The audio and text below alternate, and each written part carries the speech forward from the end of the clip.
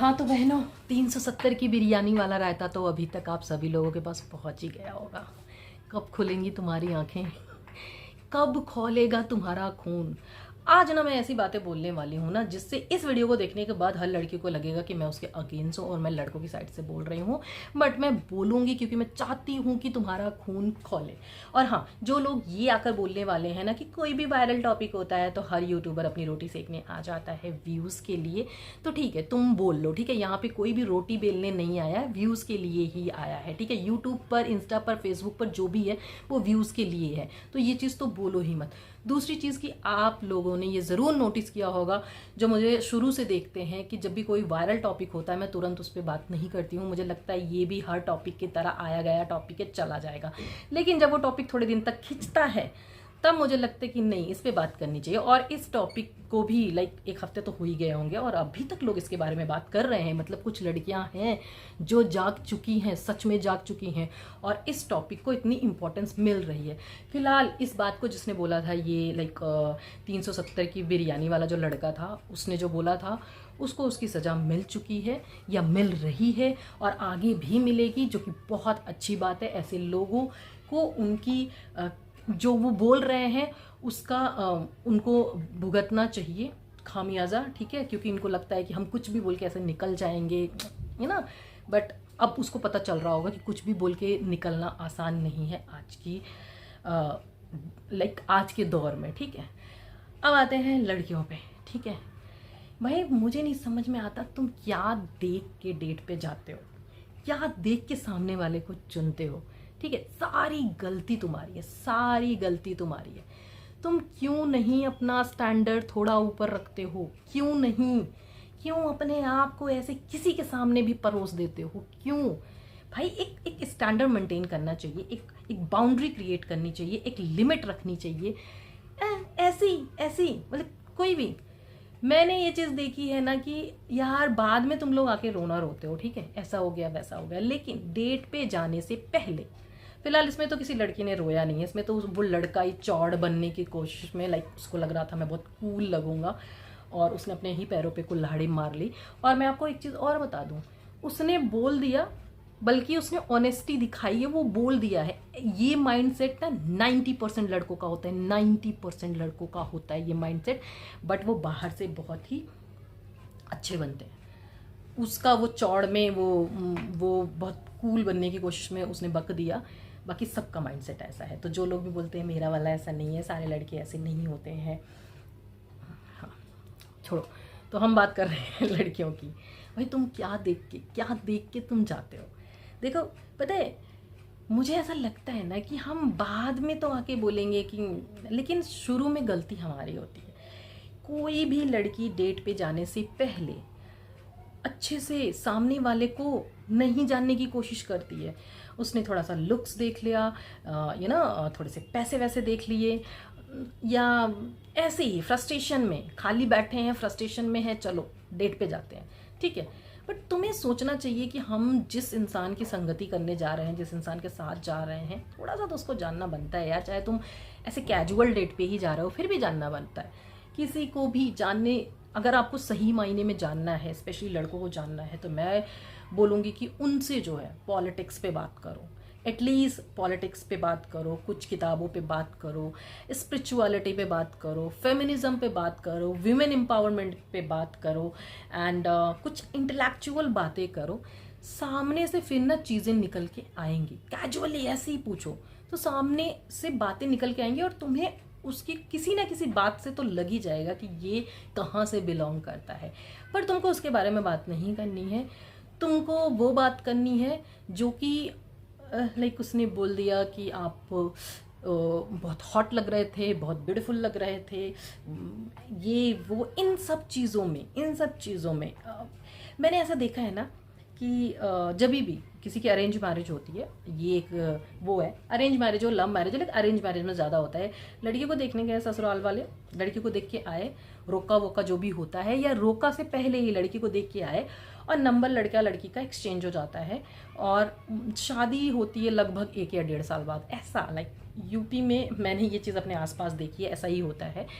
And 1 या 1.5 साल तक वो ऐसे बात करते हैं ना ऐसे बात करते हैं, ऐसे बात करते हैं, 24 घंटे अगर उनको मिले तो 24 घंटे बात करते हैं। और फिर भी शादी के 2 साल बाद लगता है कि मैंने कहाँ इतनी बड़ी गलती कैसे कर दी। क्योंकि हमें जिस टॉपिक पर बात करना चाहिए हम उस टॉपिक पर बात करते ही नहीं। हमें जिस तरह की जो सच में जीवन जीने के लिए जो चीज़ें ज़रूरी होती हैं उस टॉपिक पर तो हम बात करते ही नहीं। हम बात करते हैं कि तुम यहाँ आओगी तो तुम कैसे पहनोगी, तुम क्या करोगे, तुम मम्मी पापा को कैसे खुश रखोगे। अरे तुमको देखना चाहिए कि सामने वाला इंसान कैसा है। एक चीज़ मैं बताऊँ, किसी भी इंसान को अगर जानना हो ना, देखो मैंने बहुत मतलब मैं आसपास, देखो ऐसा नहीं है कि मेरी कोई स्पेशल लाइफ है जो मुझे सारी चीज़ें पता चलती नहीं। मैं चीज़ों को ध्यान से देखती हूँ। नॉर्मल जैसे सबकी लाइफ है वैसे मेरी लाइफ है, लेकिन कोई चीज़ सामने हो रही होगी तो 10 बंदे ऐसे कैजुअली गुजर जाएंगे, उस चीज़ पे शायद उनका ध्यान भी नहीं जाएगा या ध्यान जाएगा तो बट अगर मैं किसी चीज़ को देखती हूँ ना, बहुत ऑब्जर्व करती हूँ। और इसी वजह से जब आप चीज़ों को ऑब्जर्व करना स्टार्ट करते हो ना, तो आपका सोचने का तरीका अलग हो जाता है, आपका समझने का तरीका अलग हो जाता है।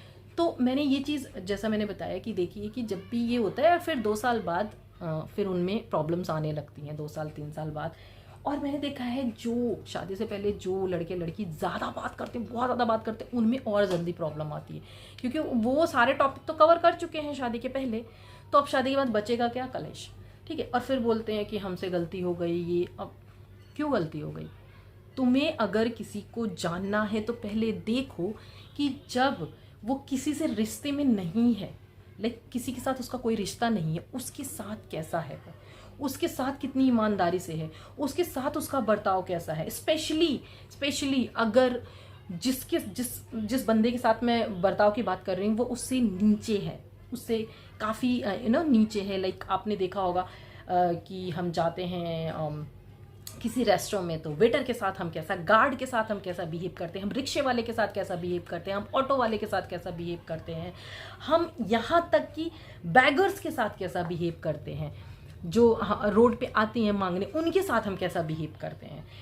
आप ये चीज़ें देखो, ये ऑब्जर्व करो। और ये चीज़ें मैं ऑब्जर्व करती हूँ, अगर वो इंसान तुम्हारे साथ बहुत अच्छा है बट वो अपने से नीचे इंसानों से इस तरह का बर्ताव नहीं करता है, तो ये समझ लो ये इंसान ठीक नहीं है। और मैंने बहुत लड़कियों को कैजुअली बोलते देखा है कि यार मेरे साथ तो सही है ना, मैं क्यों बोलूं। स्पेशली पता है फीमेल फ्रेंडशिप में भी ये चीज़ होती है, मैंने देखा है कि बोलेंगे कि यार वो मेरे साथ तो सही है ना, उसके साथ चाहे जो मर्जी करे पर मेरे साथ तो सही है ना, तो मैं क्यों बोलूं। नहीं, जो चीज़ गलत है उसको कॉल आउट करना सीखो, थोड़े से अपने फायदे के लिए चुप मत हो जाओ। मैंने एक जगह पढ़ा था, ये कितना सच है कितना नहीं मुझे नहीं पता, लेकिन इस चीज़ से मैं बहुत रिलेट करती हूँ कि अगर सच को सच बोलने, मतलब सच पे सच बोलने की ताकत नहीं है तुम्हारे अंदर, तो तुम्हारे अंदर जो भी चीज़ें सब बेकार है। तुम कितने भी इंटेलिजेंट हो, तुम कितने भी पैसे वाले हो, तुम्हारे अंदर सब बेकार है अगर तुम सच्चाई को सच नहीं बोल सकते। ठीक है। तो मैंने ये ऐसे रिश्ते बोले, ऐसे रिश्ते ऐसे नहीं चलते, मत चलाओ रिश्ते, ऐसे लोगों से क्यों रिश्ते चलाना है। ठीक है। लेकिन बोलो यार, अगर कुछ गलत है सामने और तुम्हारे अंदर वो कैपेबिलिटी है, तुम्हारे अंदर वो पावर है, तुम कॉल आउट कर सकती हो तो करो उसको, तुम बोलो। मैंने कितने लोगों को ऐसे मुंह करते हुए देखा है, सामने गलत हो रहा है और साइड हो जाएंगे। भाई मैं क्यों करूं, मेरा क्या, मेरे से तो वो इंसान अच्छा है ना। मैंने देखा है कि 3-4 ऐसे लड़कियां बैठी हुई हैं आपस में, अगर उनसे लड़ाई हो गई है तो वो उससे जाके मिल रही है, वो उससे भी जाके मिल रही है, बोले मेरी तो दोनों फ्रेंड्स है ना, मैं क्यों। जबकि तुमको पता है कि उसमें कौन गलत है कौन सही है। तुम्हें स्टैंड लेना चाहिए। तुम इंसान को जब परखना स्टार्ट करोगे तब तुम्हें समझ में आएगा। और मैं सच बताऊं, ये थोड़ा सा डिसअपॉइंटिंग भी हो सकता है कि जिस दिन तुम इंसान को समझना स्टार्ट करोगे उस दिन शायद तुम्हें 80-90% लोग बहुत छोटे नज़र आएंगे, बहुत अजीब नज़र आएंगे, जिस दिन तुम उनको ईमानदारी से देखना स्टार्ट करोगे। मेरे साथ यही है, मैं जल्दी से किसी के साथ रिलेट नहीं कर पाती। मुझे पता है मैं फेक रिश्ते बना ही नहीं सकती, मेरे कोई फेक रिश्ते बन ही नहीं सकते, चाहे वो दोस्ती हो चाहे वो किसी भी तरह के रिश्ते हो, नहीं बन सकते। क्योंकि मुझे ऐसे ही लगता है, मुझे 80-90% लोग बहुत छोटे, बहुत तुच्छ, बहुत कि वो किन चीज़ों को इंपॉर्टेंस दे रहे हैं, उनके लाइक डिसलाइक क्या है। देखो ना, वो किस चीज़ के लिए मरे जा रहे हैं, वो किस चीज़ के लिए झगड़ रहे हैं। वो किस चीज़ के लिए, इन सब चीज़ों पे करो, आप इन सब चीज़ों को ऑब्जर्व करो। अरे किसी से डेट पे जाने से पहले 2-3 दिन तो बातें होती हैं ना तुम्हारी, 2-3 दिन बहुत होता है किसी को जानने के लिए। अगर तुम सही बातचीत स्टार्ट करते हो तो 1 दिन बहुत होता है। जो लोग बोलते हैं ना 10 साल हो गए, 10 साल में हम नहीं जान पाए सामने वाले को, नहीं, क्योंकि आपने जानने जैसा कुछ किया ही नहीं। क्योंकि सच बताऊं, आप अपने साथ भी ईमानदार नहीं है। क्योंकि आप सच बताऊं, आपको पता है कि अगर मैंने ये क्वेश्चन किया और इसका ये आंसर आया तो मुझे दुख होगा, मैं डिसअपॉइंट होंगी।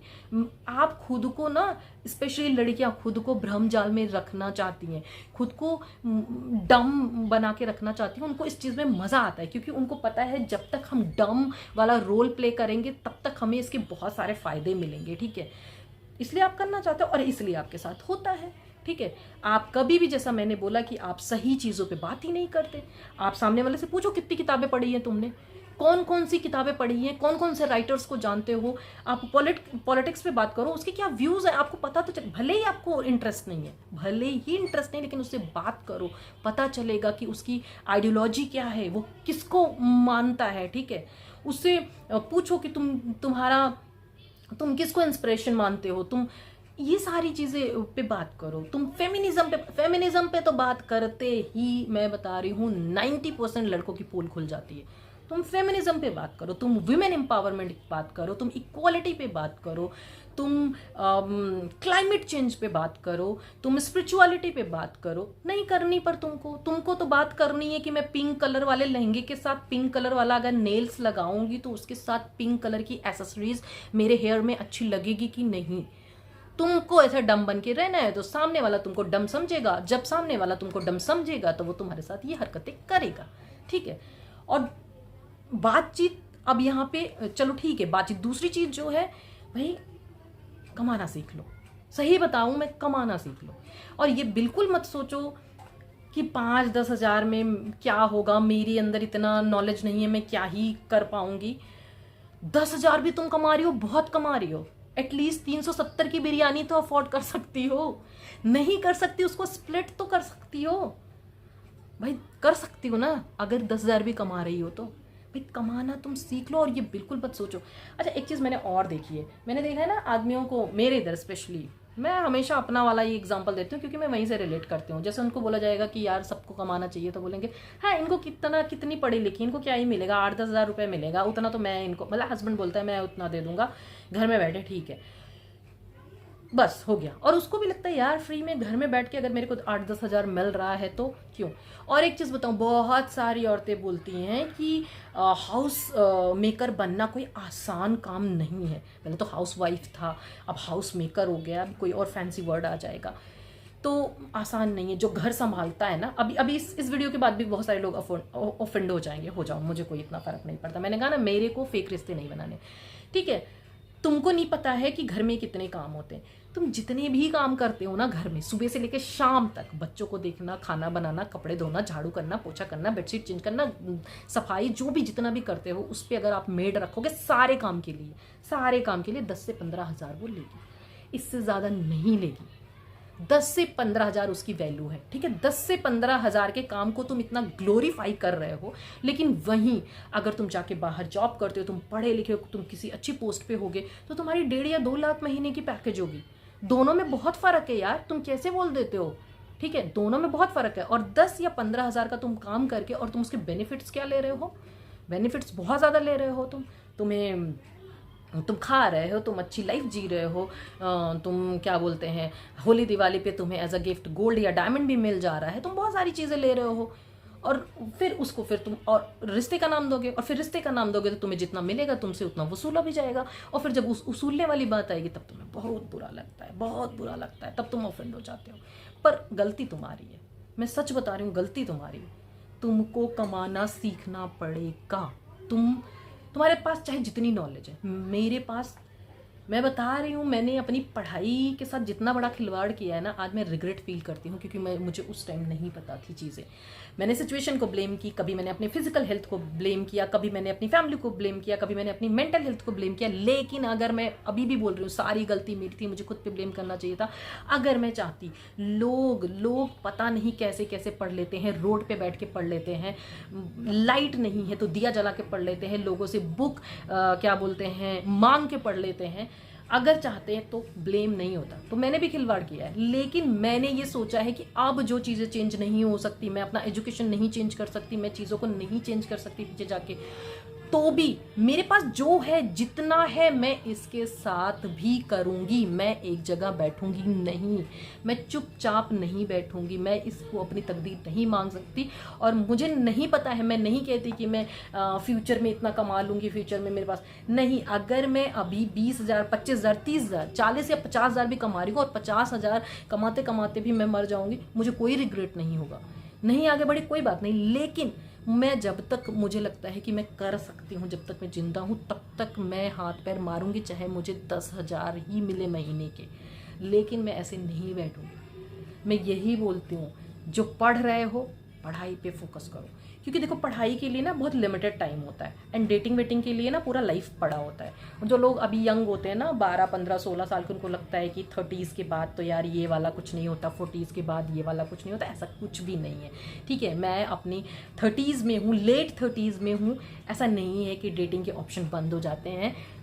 अभी तो और मॉडर्न हो रहे हैं लोग, ठीक है, मरते दम तक डेट कर सकते हो यार, लेकिन पढ़ाई की उम्र भाई मत उसको बर्बाद करो, मत। स्पेशली लड़कियां, मैं लड़कों से कुछ नहीं कहती भाई, तुम लोग अपना देख लोगे, मुझे पता है तुम लोग किसी भी तरीके से देख लोगे। तुम लोग छीन झपट, मार पीट, लड़ाई, चोरी, डकैती, कुछ भी करके तुम कर लोगे। पर लड़कियों से मैं कहती हूँ, बहनों प्लीज़, तुम अभी अगर अभी तुम पढ़ रही हो, पढ़ाई पे फोकस करो। लेकिन अगर तुम्हारी स्टडी कंप्लीट हो चुकी है, तुम्हारी एजुकेशन कंप्लीट हो चुकी है, तुम कुछ नहीं कर रहे हो और तुम बैठ के रो रही हो, तुमको लग रहा है कि नहीं मैंने तो इतना इनफ, मेरे पास कोई नॉलेज नहीं, मेरे पास कोई क्रिएटिविटी नहीं, जितना है जो है उसमें कमाने की कोशिश करो।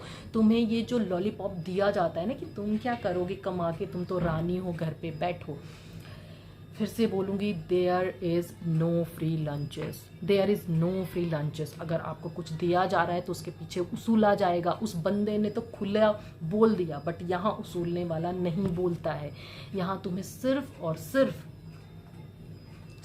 तुम्हें लॉलीपॉप दिया जाता है, ठीक है। और तुम शायद मरते दम तक नहीं समझ पाओगे कि मुझसे क्या उसूला गया। सोचो कि अगर कोई 10, 15, 20,000 तुम्हारा जो खर्चा होता है ना, यही होता है करके, और तुम्हारी सबसे बड़ी चीज़ उसके बदले में ले ले।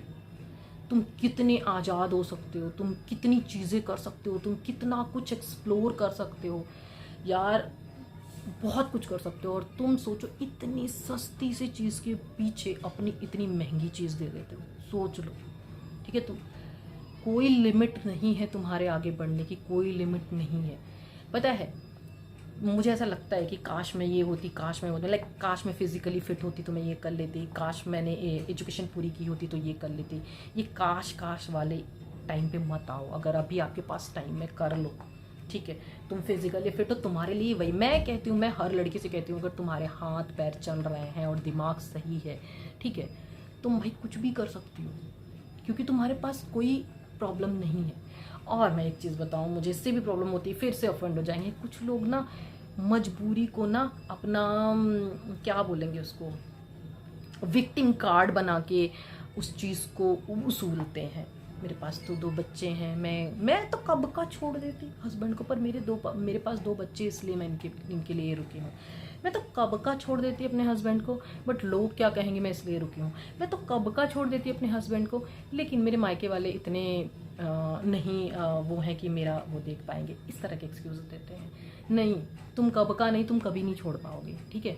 तुमको लगता है ईजी है यार, क्योंकि बाहर निकलना बहुत मुश्किल है, बाहर निकल के कमा के देखो, बहुत मुश्किल है, बहुत मुश्किल है। तुमको मुश्किल काम नहीं करना, और फिर क्या करना है, तुमको एक्सक्यूजेस देने हैं। सो नहीं, अगर आप चाहो ना, या बहुत सारे एक्सक्यूज़ देते हैं कि मेरी फैमिली ऐसी है तो मैं कैसे उनसे लड़ सकती हूँ, मैं कैसे, लड़ने की ज़रूरत नहीं है। बस तुम्हारे अंदर ना एक ऐसी आग होनी चाहिए जो हमेशा चलती रहे कि मेरे को कुछ करना है, किसी भी सिचुएशन में मेरे को कुछ करना। ये आग जैसी ही धीमी पड़े तुमको, मैं तो कहती हूँ जैसे ही आग धीमी पड़ती है आसपास कुछ ना कुछ ऐसा हो जाता है कि तुम्हारी वो आग और तेज जलनी चाहिए। आसपास देखो, मैं कह रही थी ना अभी एक वीडियो में कि टूषा शर्मा का भूल जाएंगे, भूल गए सब लोग, हो गया टूषा शर्मा वो सब हो गया खत्म।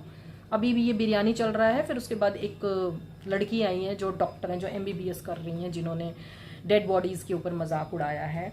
सो अभी ये 2 टॉपिक चल रहे हैं और इन मैडम का तो मैं क्या ही बोलूँ। मैं बोल रही हूँ ना, जिसके पास प्रिविलेज है ना वही तो इसका फ़ायदा उठा रहा है। और जो बेचारी स्ट्रगल कर रही है ना, इनके चक्कर में, ये एक लड़की के चक्कर में हज़ारों लड़कियों के ऊपर फिर गाली पड़ती है बेचारियों के ऊपर। इनको भाई ये MBBS कर रही है। ये जब मैंने सुना ना, इस लड़की ने ये वाला बात बोली ना, मेरे को इतना वो हुआ कि हम लोग डॉक्टर के पास जाते हैं बिना जज कि हमें डॉक्टर जज नहीं करेगा। और किसी भी टेस्ट के लिए, किसी भी चीज़ के लिए हम कभी कभी हमें कपड़े उतारने पड़ते हैं, कभी कभी चीज़ें। अब तो इस डॉक्टर की बातें सुन के अब तो लगता है कि यार हम डॉक्टर से भी खुल के कोई बात नहीं कर पाएंगे, क्योंकि हम तो यही सुनते थे ना कि डॉक्टर एंड वकील से कुछ भी झूठ नहीं बोलना चाहिए, सच सच बता देना चाहिए। भाई अब तो हम डॉक्टर से भी झूठ बोलेंगे क्योंकि हमें लगेगा सामने वाला तो जज करेगा। तो ऐसे से महान लोग पड़े हैं जिनकी वजह से जो बेचारी स्ट्रगल कर रही हैं उनकी हालत ख़राब है। यही बोलना था।